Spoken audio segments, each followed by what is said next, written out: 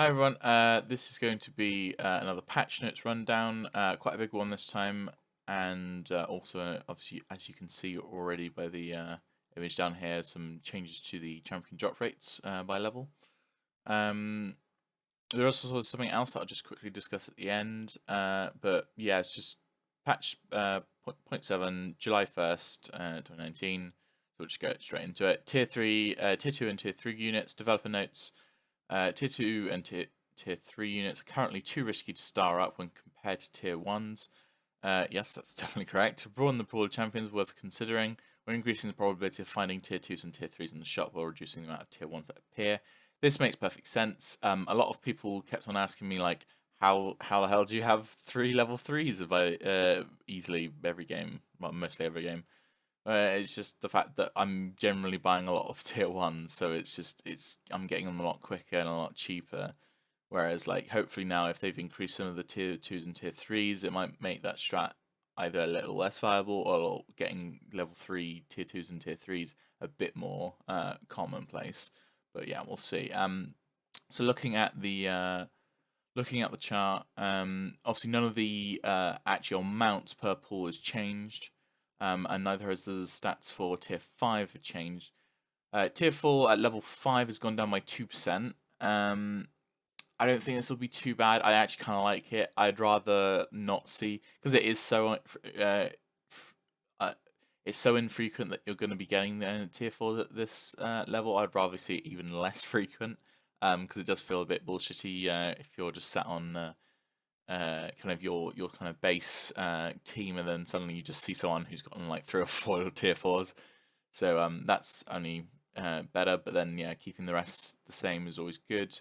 Tier 3s and tier 2s, the big increase across the board is very nice. Tier 2s were just never valuable to like pick up at all. Tier 3s had this weird thing where like they would come in, you'd try and get a few of them as best you can, and suddenly they would seemingly drop off the face of the earth just because like the tier 4s and the tier 5s are becoming more common in the shop. So it was a bit weird. So I'm kind of glad that they've like given like a reasonable gap, a reasonable lead for the tier 3s to be more commonplace in the shop than it was, because it was really just a percentage difference of 1, but now it's 5. So hopefully, yeah, hopefully that means that like tier 3s are actually appearing a lot more, because I think tier 3s were probably the one that I was being able to get an upgrade to like 2 and 3 stars the least. Mainly just because I wasn't really even buying tier 2s unless I had to. So yeah, we'll see how these changes affect the game. I have played since this patch implemented yesterday. I haven't really noticed too much, but then I only played like 2 or 3 games, so really I'd have to yeah, hopefully playing a lot more today. We'll get to see like how these if these changes have actually affected the game in a good way, which they look like they will do. But yeah, let's just move on to the actual champion changes. Spiderform mana cost release reduced from 100 to 75. It's very nice. She got some love very recently, which was quite nice. Where with was it Spiderling health doubling? Whereas this again, it's just slightly better. Before it was that she would get her Spiderling form off just before she died, but then the Spiderlings were shit. So now Spiderlings are good, but now she's still dying just before, pretty much just before she gets them off. So hopefully this will speeden her up, actually give her like some potency with her and her Spiderlings attacking you rather than just the Spiderlings. Yeah, apart from that though, I think she's getting towards a pretty nice state at the moment. I bet like this change hopefully will bring her to a nice balanced state where she's actually a pretty good champion, but we'll see. Kennen attack damage increased from 60 to 70, and attack speed increased from 0.6 to 0.65. Yeah, again, pretty nice. Like the main use of Kennen is his ult, but if he actually becomes a more viable unit on his own in his own right, then fantastic. Poppy, health increased from 750 to 800, and Keeper's Verdict mana cost reduced from 100 to 75. We was seeing a lot of these changes over the course of the patch. Not too surprising at all. Like a lot of these champions' problems are not either getting their ult off too late as they die, or not even at all. So yeah, that's obviously quite nice. Poppy also, her health increasing is pretty nice. Like overall, she's just such an unimpactful champion. Like the only reason I'd ever pick her up is if I was doing a Yordle comp, and even then, it's like very reluctantly. Like I'd rather just pick up something else instead. But luckily, like this might actually give her a little bit of a stronghold. Maybe. I don't think it's that much though to actually bring her to the massive, like right in front of the prominent pick. So I think she's going to either need a bit more health or maybe some like knock-up duration on her ability. Well, I'm not sure at the moment, but really she needs a bit more love to actually be seen in any other comps other than the Yordle comps. Varus, piercing arrow mana cost reduced from 175 again. Another one of these changes. Definitely nice. As I said in the last patch, the change from, what was it, 2 seconds to 1.5 seconds was nice. It could have done with going down to 1 second. This is another way of doing it.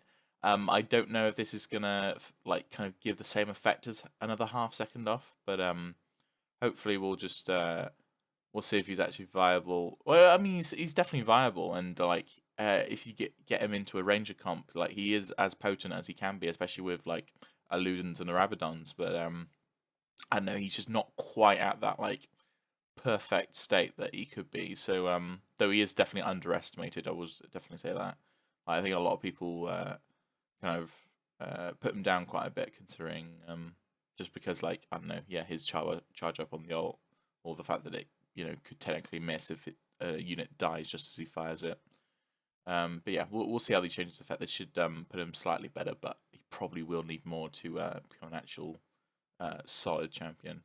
Veigar, Primordial Burst mana cost reduced from 100 to 85. Again, one of these mana reduction changes. And Primordial Burst damage increased from 300 to 600 scaling to 300 to 700 scaling. Obviously, no change on the tier 1, which makes sense.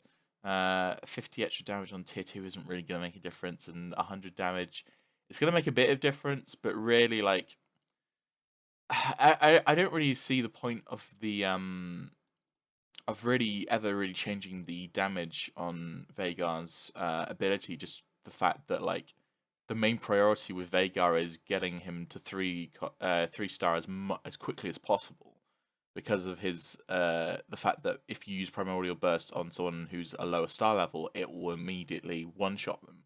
So the kind of damage on it really isn't that significant, because apart from being a Yordle and being a sorcerer, his only other use is one-shotting lower star levels. Like, you're not relying on the ult to kill things off. You're not relying on the ult to make an important impact in the game, apart from that one shot of the lower stars. So the actual damage for when he isn't one-shotting isn't really significant, and I don't think really needs to be changed around that much at all. But they'll do what they do. I guess at least it's nice round 100 numbers, whatever. But yeah, we'll just move on from that. It's kind of insignificant. The mana reduction is a lot more important than the damage change. Volibear, attack speed increased from 0.5 to 0.55. Slightly getting him back to probably where he should be. I think the nerfs earlier patches were a bit overkill.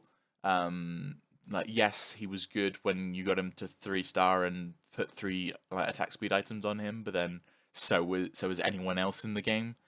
So I think that was just a matter of the fact that people were kind of experimenting with like full stacking, like bum rushing someone to level 3, and like Volibear just kind of got caught in the crossfire and got nerfed because of it. So like the attack speed increase, although small, is very nice, and he might actually get to a solid champion. I mean, he's still like a kind of B tier champion. He's still pretty good, but yeah, it would be nice to see him kind of get to that kind of. He should.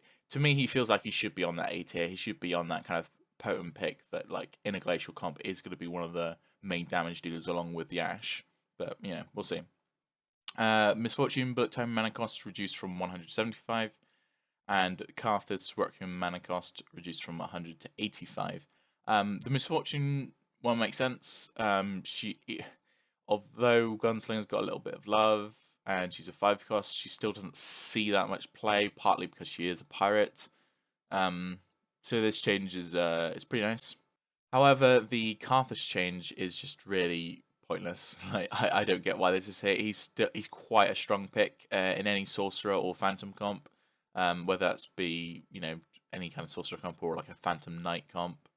Yeah, I just don't see the point in reducing his mana cost. Like, yes, I guess he gets it off just as he dies generally, like a lot of the champions whose mana are being changed. But like, it's such a strong ult, and if you've got any vague attack speed or yeah, if you've got any vague attack speed on him, he will just be getting off at least 2 or 3 times in the fight. Especially once you get him to level 2.